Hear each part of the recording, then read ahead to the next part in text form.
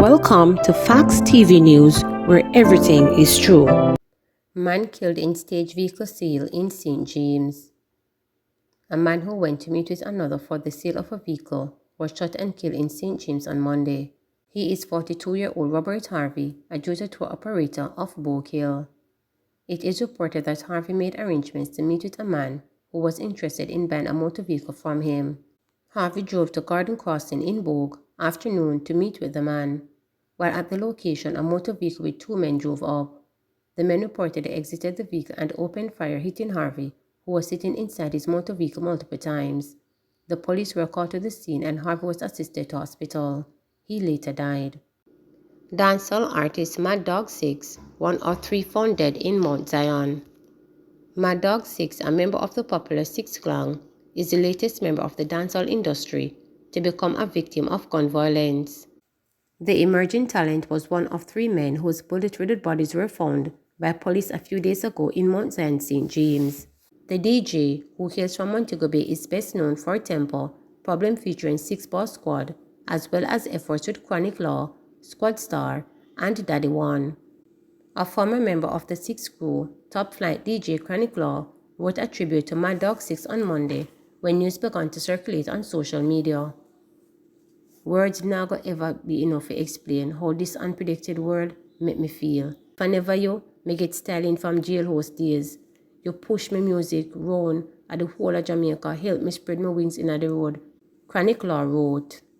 The law boss concluded, it up when you're gone, and we never get to talk some things.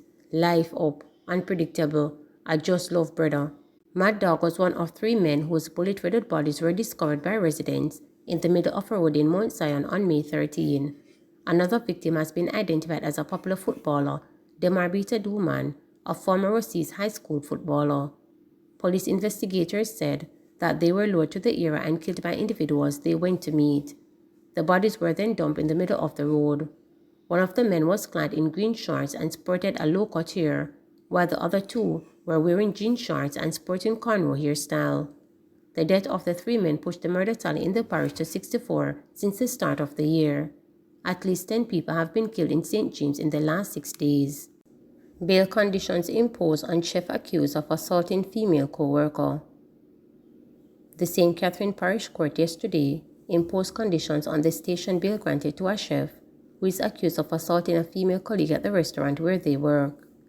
56-year-old Lee Min Woo, who is charged with assault, occasionally grievously bodily harm, and who is out on a $50,000 station bail, was ordered to report to the Spanish Town Police on Mondays and Saturdays. The man, who is a Chinese national, was also ordered to surrender his travel documents. The conditions were imposed by parish judge Natalie Dixon after the clerk of court argued that bail restrictions should be put in place. The matter will again be mentioned on July 18.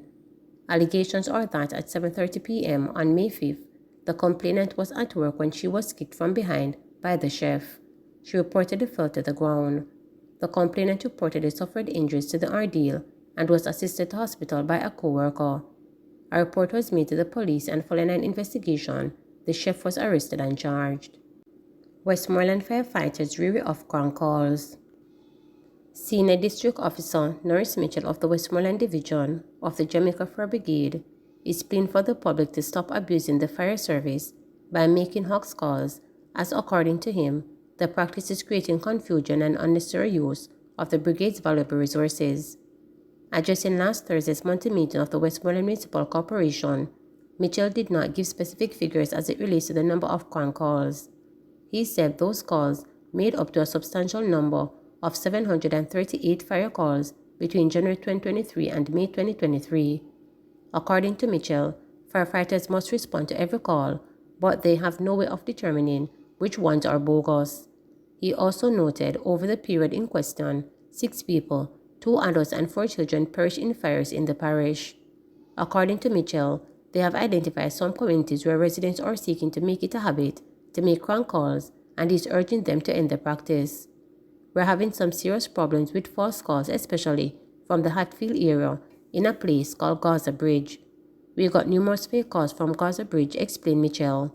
I can remember one night when I went out on a call to Gaza Bridge, the police were there as well.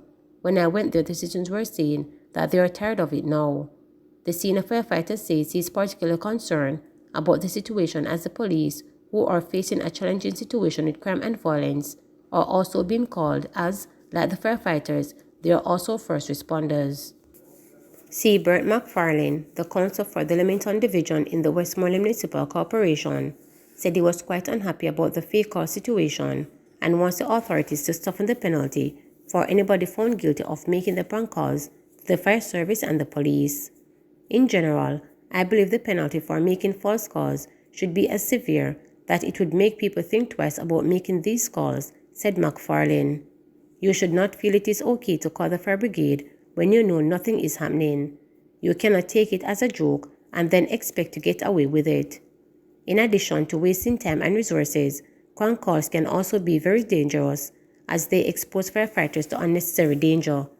There have been numerous cases of fire trucks being involved in fatal accidents while responding to fake calls.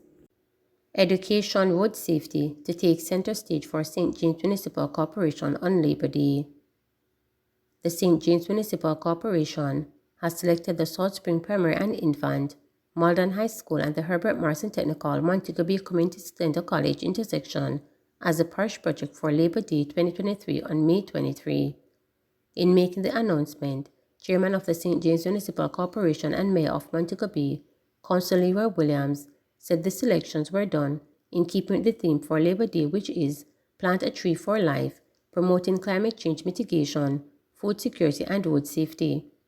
Mayor Williams said, "We have decided to plant 50 ornamental and fruit trees, 20 on the ground of the Salt Spring Primary School and 30 at Malden High School for Labor Day. In addition, and in keeping with the road safety aspect of labor, we'll be repainting the crosswalking at the traffic light at the Herbert Marson Technical High School, Montego Bay Community College intersection. These are projects which the corporation thinks are so far-reaching and will play a role in the promotion of climate change mitigation and food security as well as road safety." He added that the administration of the Salt Spring Primary and Malden High School have welcomed the projects and have been given tangible support. These schools do have agricultural science as part of their curriculum and have already agreed to ensure that the trees are cared for in the best possible way.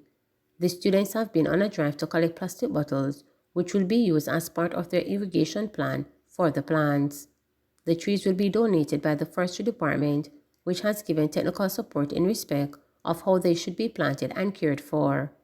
Meanwhile, before the start of the work on Labor Day, the St. James Municipal Corporation will be hosting the annual full tribute to national hero, the Right Excellent Samuel Sharp. The event takes place in Sam Sharp Square, adjacent to the statues and the cage, starting at 8 a.m. on Tuesday, May 23. Please remember to subscribe, like, share, and click the notification